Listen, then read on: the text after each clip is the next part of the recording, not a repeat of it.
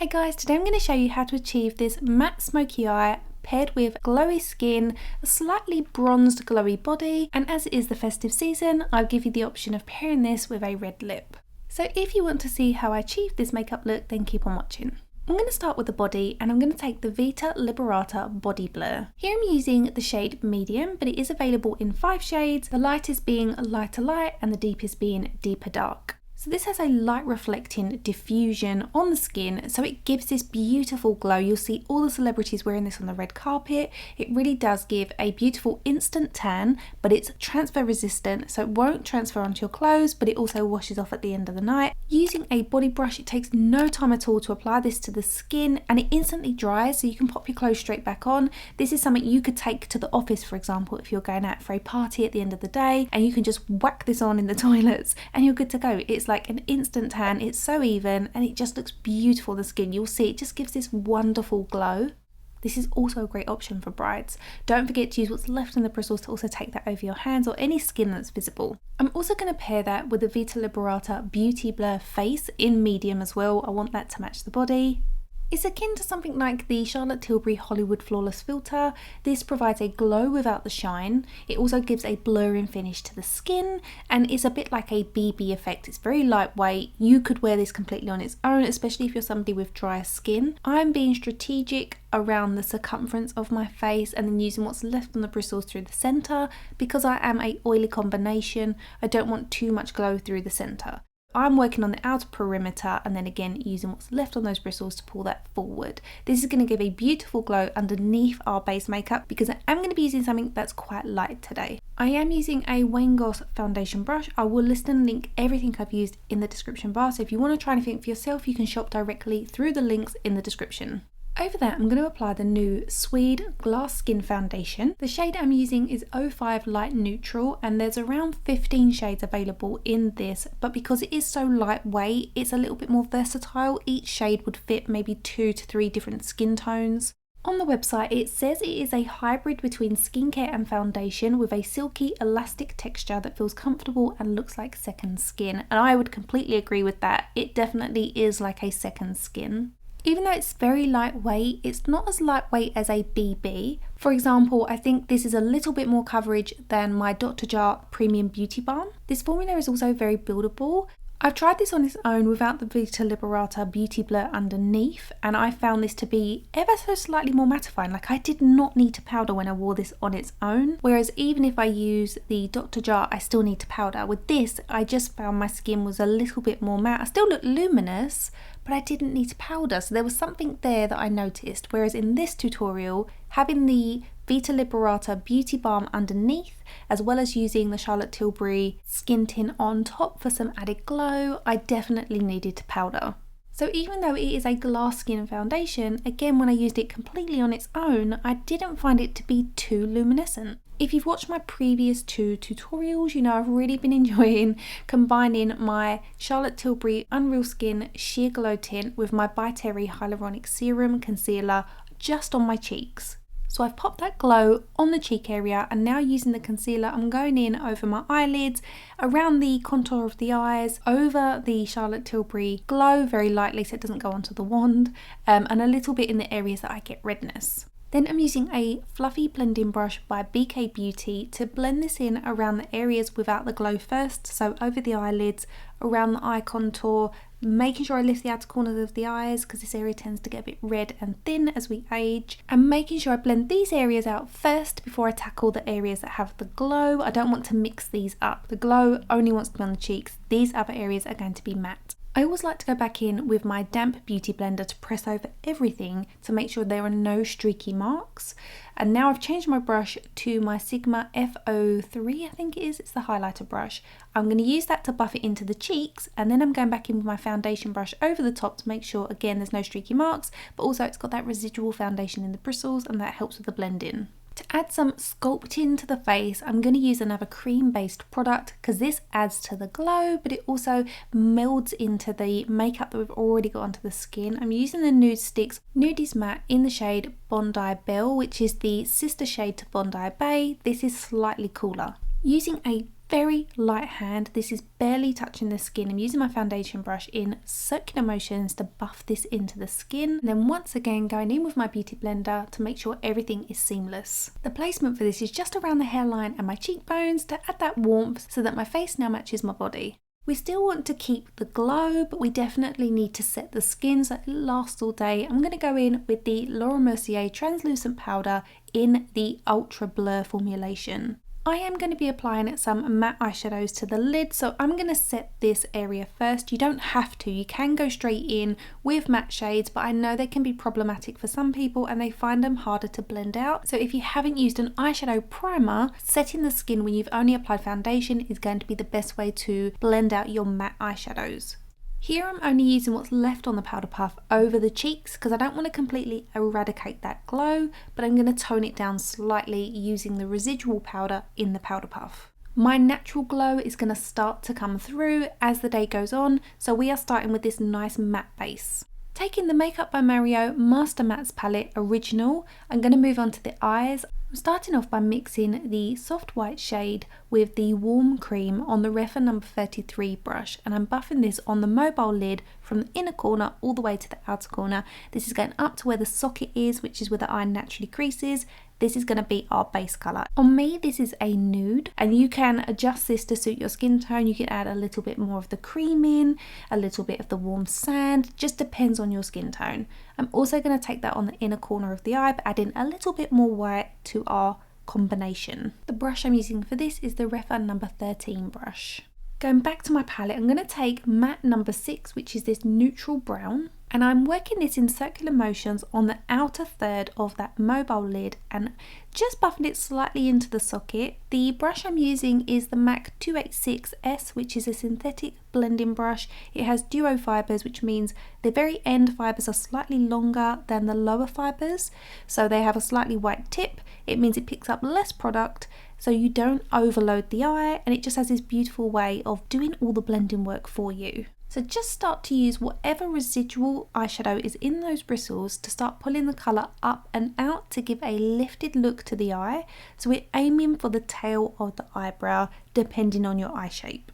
You could create more of a rounded finish. If you have quite small eyes and not a lot of space between your lid and your eyebrow, then just keep this on the mobile lid itself, but keep it on the outer third and make all of this a lot smaller. And also take as much of this as you want. I'm going to build on this, but you can stop wherever is more comfortable for you and your skin tone and how much you're used to wearing. I'm using what's left on my number 33 brush that had the cream and white left in the bristles, just to work that over the outer edge. I don't want the smoke to be too intense on the actual eyelid. I still want it there, but I'm going to keep toning it back slightly with whatever's left in those bristles. And then that smoke is going to start to build up on the outer third in that socket, but we're still keeping it slightly muted on the mobile lid for now. I'm now going to start working in with a deeper shade. This is number 11, which is a deep cool brown, and I'm taking a small blending brush. This one is by Blank Canvas Cosmetics. I wish more brush companies made tiny brushes like this. And I'm working that really close to the root of the eyelashes on that outer third, building up this little dark area. I'm then going to take a mixture of this shade with a little bit more of the matte number 6, which is the neutral brown, and I'm working this again on that outer third, but then using what's left on the bristles to start working in circular motions into the socket to start intensifying the socket area. I'm using a very light hand so it doesn't apply too much product in one area, otherwise this would be very difficult to blend out. We want it to look kind of airbrushed because that's what a smoke is. It's a graduation of colour. As I'm building up that smoke on the outer edge, I've noticed I really want to make the lid a little bit brighter, so I'm reapplying some of the white mixed with the cream.